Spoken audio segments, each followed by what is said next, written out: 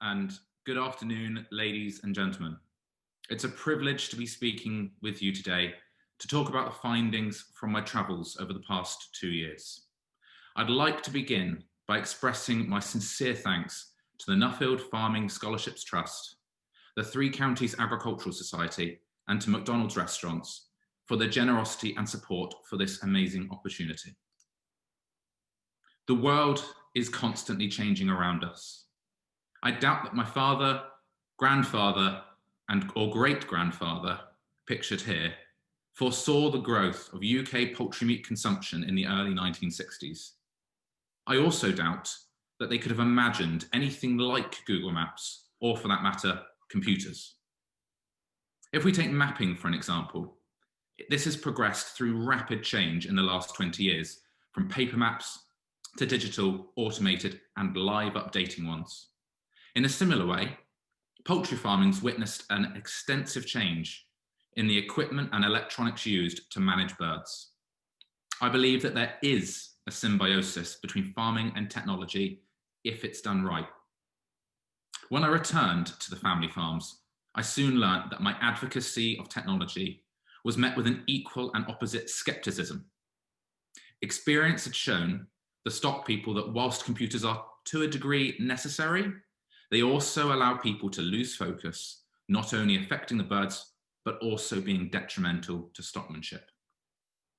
This dichotomy is also apparent in the generational shift of our farms.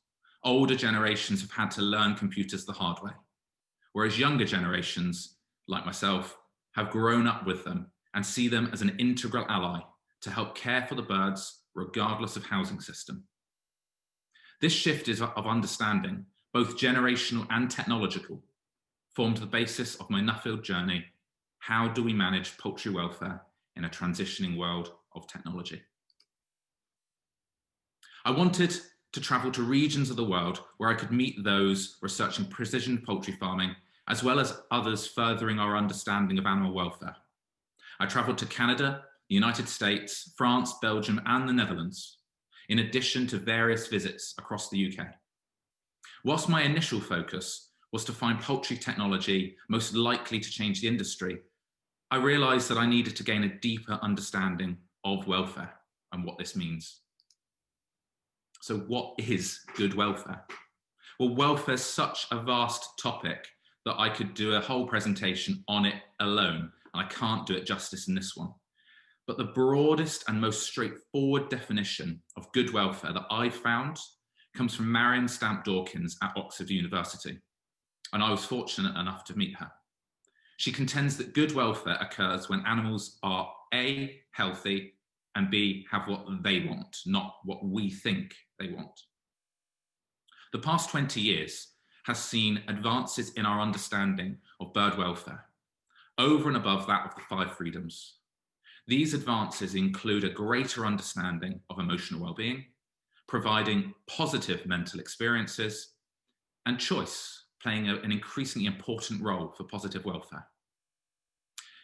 Technology should not only strive to minimize instances of negative welfare, but also aim to promote positive welfare and provide information to help us as an industry continually improve bird welfare over time. And what can future poultry technologies provide to help us achieve this? The mind, body, and soul are intrinsically intertwined in all of us. The mind is a thought mechanism that drives our physical body. The body is a complex system that communicates with the world, and the soul is our core being. So what does this have to do with poultry? Well, poultry farms can be thought of in a similar manner. We have the mind of the poultry farm, being the various computer systems, however simple or complicated. Currently, poultry computers have relatively limited capabilities, climate or feed control, for example. These computers are given a target, such as feed per bird or a set temperature, and aim to achieve this parameter. Poultry computers in the future are highly likely to creep into more of a stockmanship role, not by making decisions, but by analysing increasingly frequent and detailed information. The ability to predict trends or provide alerts to stop people quicker is a key component towards reducing instances of negative welfare. Whilst in Belgium, I visited Porphyrio, a company that provides a system that integrates as much information as possible, allowing decisions to be made faster. They don't just provide increased efficiencies, but also remove some of the hassle of data entry so that more time can be spent with the birds in the sheds and not sat in the farm office. To take the decision-making ability of poultry systems a step further, I visited the University of Edmonton in Alberta, who have developed a precision feeding system where each bird is individually weighed and then fed an amount of feed dependent on that weight. Birds are fed as many times of the day as they wish to feed until they reach their daily target weight. And actually, they've been able to get broiler breeders, and these are the parents of the broiler chicken, to 100% uniformity at 22 weeks old. This is not only beneficial to their welfare, to satiate their appetite and the hunger, but also reduces feed consumption, increases fertility, and improves the quality of the bird's progeny. People are most suited to being the master connectors of information on farms. The difficulty is finding the balance between increased detail and reduced effort, with the risk of something going wrong and the computer either not responding or making things worse. The body of a poultry farm, meanwhile, is the interaction between the farm, whether by person or equipment, and the birds. As there's a range of mechanical equipment already within poultry sheds, new and novel technologies are predominantly aimed towards removing the monotonous daily tasks that just need to be done, or by tailoring the experience of the equipment to individual birds. For an example, I spent a fascinating day with the team at Georgia Tech in Atlanta, who they've been developing the Poultry Robot that's pictured here. This robot's able to maneuver around a poultry shed with near-inch accuracy. It's able to identify birds, equipment, and eggs. And with an arm on the front, it's able to collect floor eggs. And then with another arm on the back, it's able to lift dead birds weighing up to 9 kilograms. There's still a way to go, but it's probably the closest to a proper poultry robot that I've seen on my travels.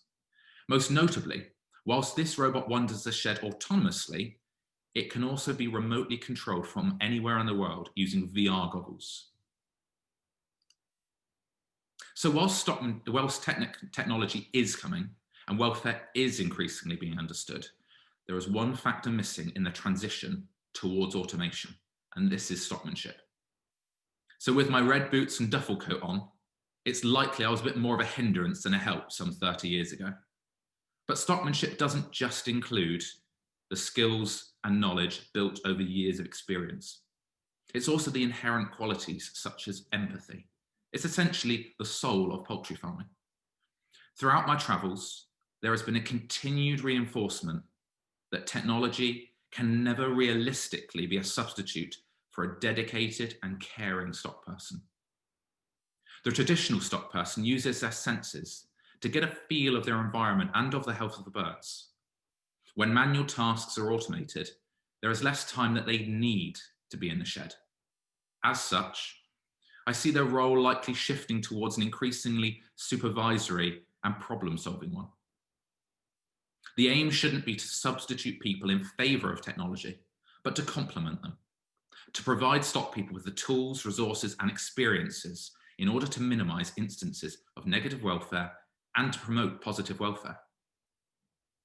But if we install this technology, what if people can't actually use it? If people can't use the technology that's installed on the farm, welfare can stumble and falter. Experience of knowing what can go wrong, how to avoid it, and the best ways to use technology are key parts of skill. Where a new technology is installed with direct impact on the birds, the lack of experience or potential overconfidence may cause a drop in welfare. Ideally, we want to avoid this drop altogether. So what can we do to shorten this time or to shorten the drop? Will we shorten the time taken for skills to develop from weeks to days or from days to minutes?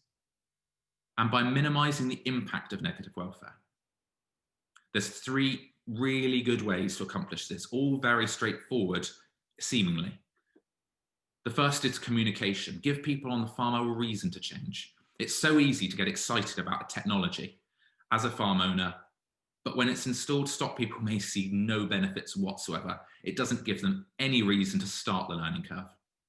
Also, manage expectations so that these stock people don't get disillusioned when something doesn't do what it was never meant to do.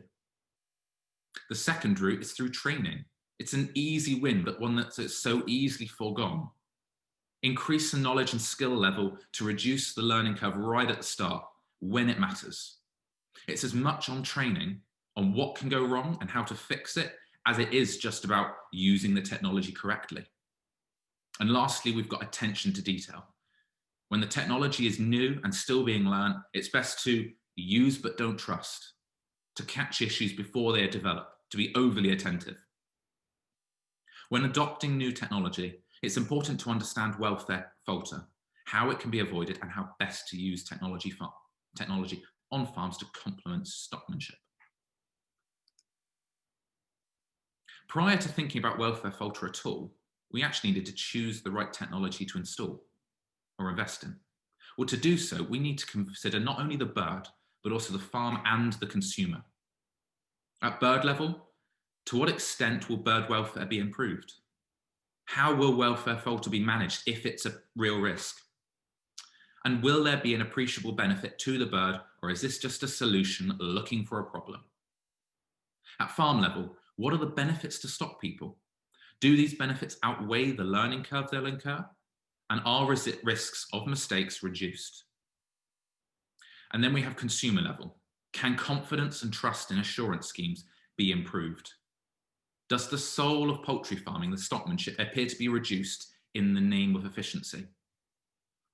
The world is transitioning towards increasing levels of technology, not just in poultry. We just need to choose the appropriate technologies wisely. We don't know what lies on the road ahead of us when it comes to technology on poultry farms. We don't know how far consumers are willing to accept technology integration with livestock farming. And we don't know whether technology will be a necessity in order to do business or an added bonus to help make life easier for individual farms. Investing in technology on poultry farms is not without risk of welfare falter or being potentially detrimental to stockmanship skills. But I believe that technology has the potential to give each bird the attention they deserve, as if they were part of a much smaller flock. That housing and management in which we farm poultry is most likely going to change, given increased understanding of the bird's welfare needs. That stockmanship can be retained if the next generation can integrate technology into existing stockmanship principles. And finally, I believe that individual farms can have essentially a trusted third party on their farm so that assurance schemes and consumers alike can be reassured in how their poultry is produced. We're on the cusp of a real technological change within the farming community, not just poultry. If we embrace it with a critical eye, placing welfare at the forefront of all decisions, surely there is an exciting future ahead of us. Thank you for listening.